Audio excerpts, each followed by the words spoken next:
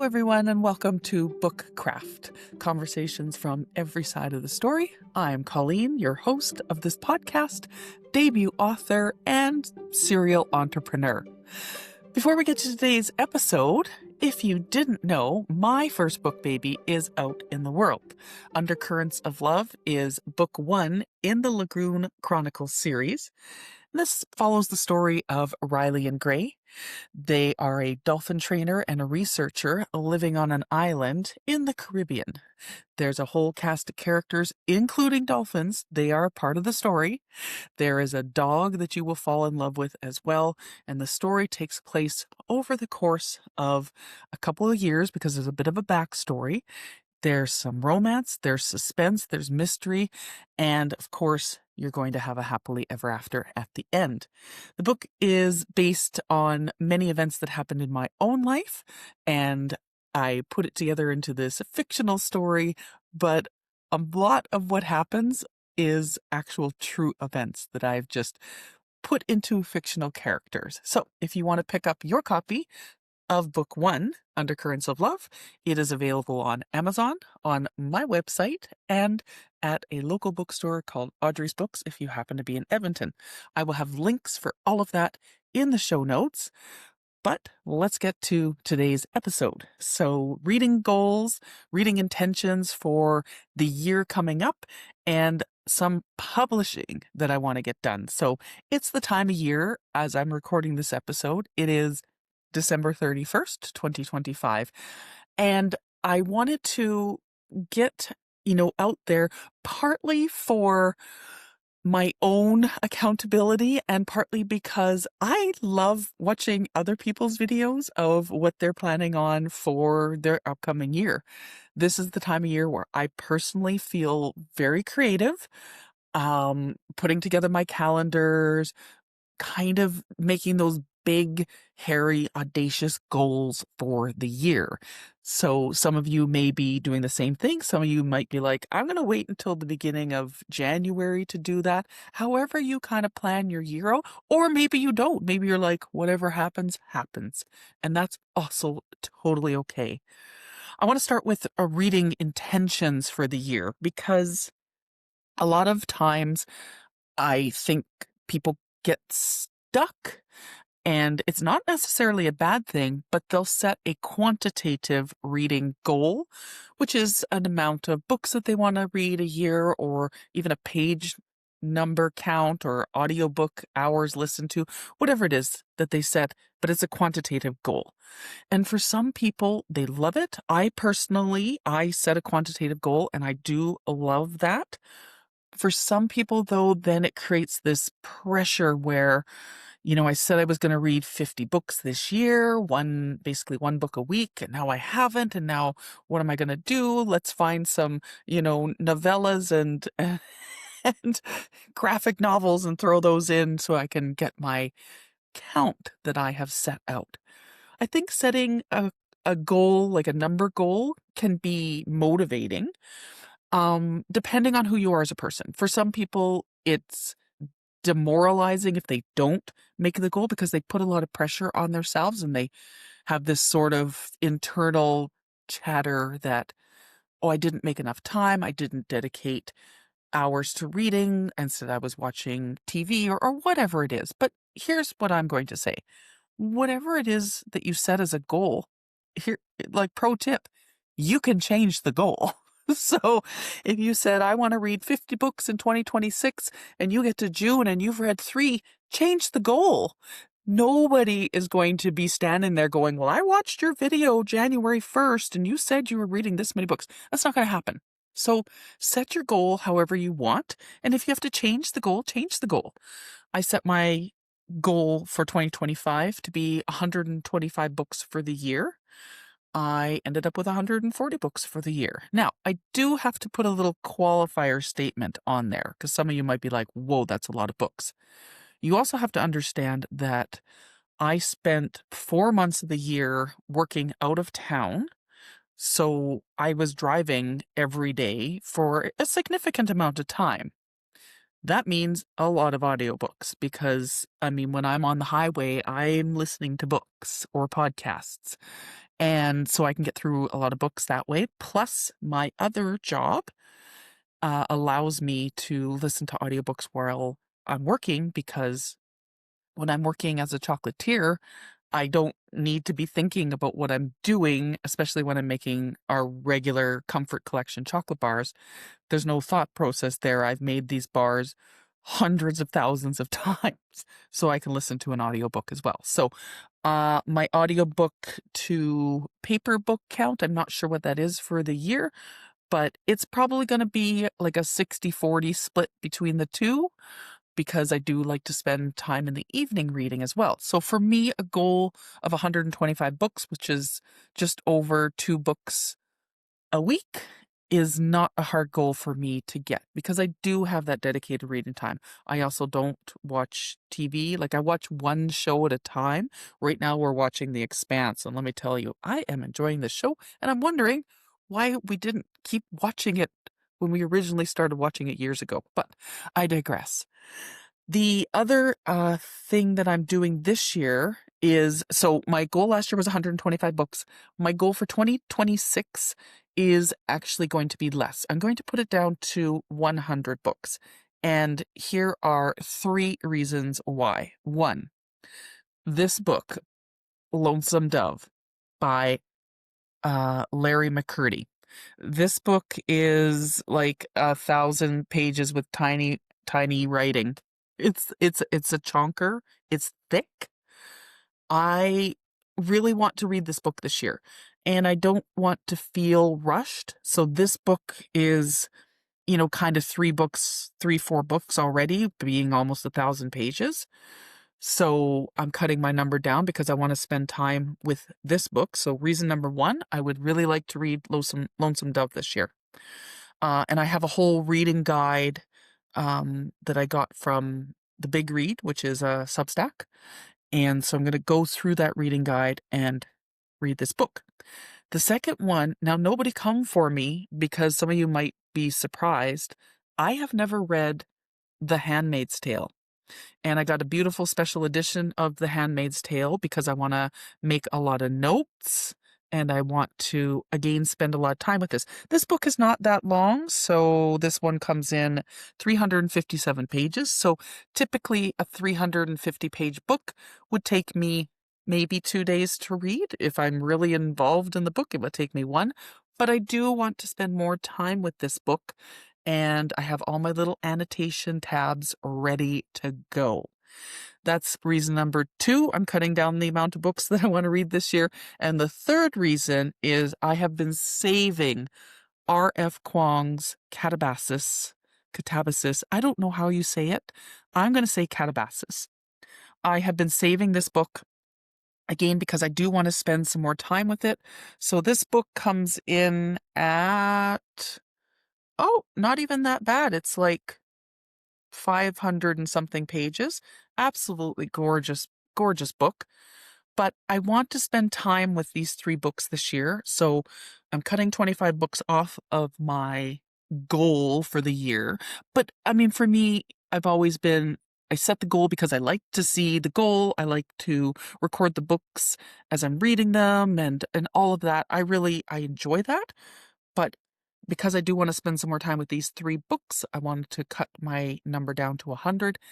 And in May, I've decided that my immersive literary event that I'm going to be hosting is going to be in May this year, and it's going to run for an entire month. And we're going to spend an entire month with 1 book. Now, if you have heard me on my Instagram or anywhere else talking about this event, you might be thinking, for the love of Pete, Colleen, you've been talking about this event since 2-3 months ago. When are you going to give us more details? More details are coming soon.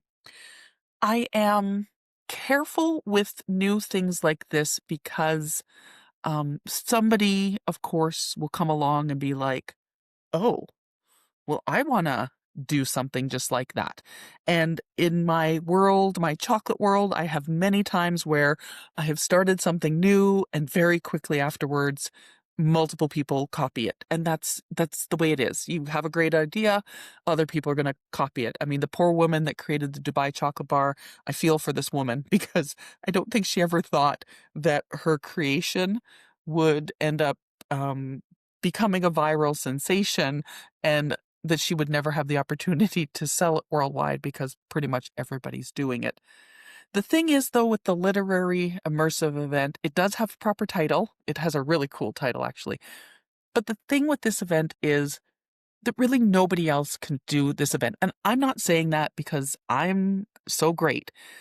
I'm saying that because the event combines my years working in hospitality, decades, honestly, my decades of hospitality, my years working as a chef, all of the Food Explorer podcast elements, my master chocolatier experience, and in the last 8 years, my years hosting and putting on. I don't like to use the word bespoke because sometimes people are like, ooh, really? But I'm curating. That's a better word. I'm curating an event that is like nothing anybody has seen before. And it is taking a long time to put it all together. So I've started talking about it 2 months ago. I've spent probably a couple of weeks solid work on the project because I do want it to be very special and I do want it to be a real deep dive into a book. So that's the other reason I'm taking my quantitative goal for book reading for the year and I'm lowering it. Other goals that I have for reading for the year, I don't really have any other goals. Last year I wanted to have 25 5-star reads. And I actually have to go through and count because the last time I updated my count was September. Oopsie. But I think I might have got that goal for the year. And my other goal was DNFing things. Then when I don't like them, DNFing. Sometimes the DNF is it's not a now book, and sometimes it's a nope, this book is not for me. So for you out there, if you're putting together your goals, start to think about some of the things like the genre you like to read. Are you trying to fit yourself into a genre you don't enjoy because a book came out and it's super popular? I am always going to be a sci-fi fantasy girly. That's my number one genre. I love it. My number two genre, of course, is romance.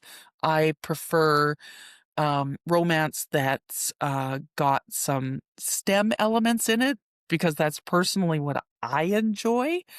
I love romance where we have characters that you fall in love with. So when I'm looking for romance books to read, that's kind of what I'm looking for. And I'm realizing that there's a lot of books that are coming out that are becoming very popular, but they're not a book that I'm going to read. And so I kind of just go, okay, and I move along.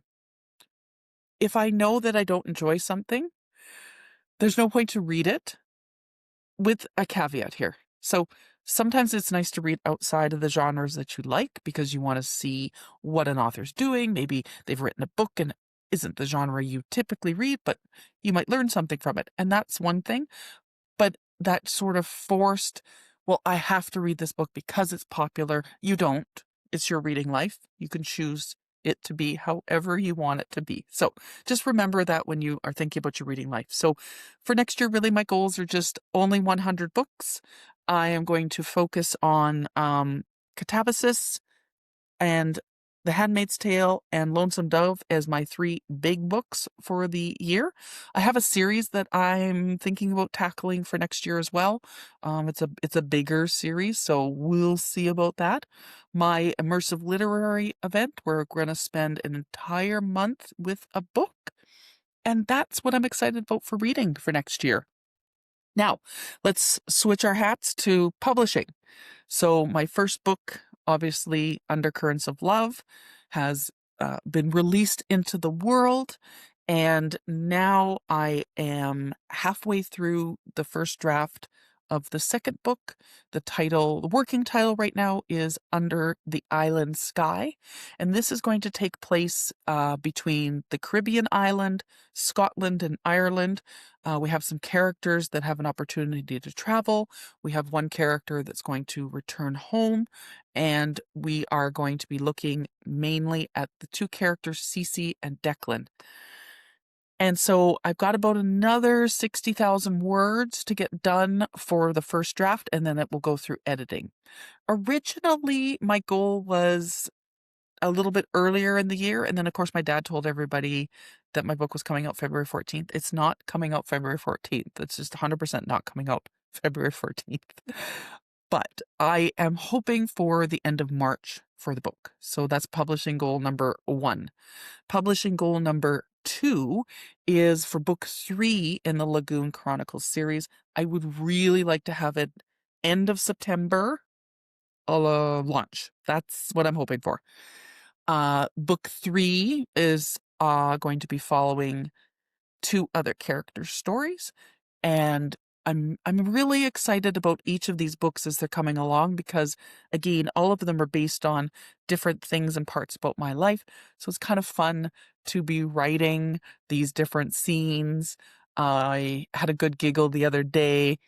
I was writing a scene about driving in Scotland. So when I lived in the Bahamas, we drove North American vehicles on the opposite side of the road. So the Bahamas was a British colony, and so they did not change the roads, but most of the vehicles were then North American vehicles. So it was a very strange way to drive, and you had to get used to it. But I was there for 3.5 years, so you get used to it.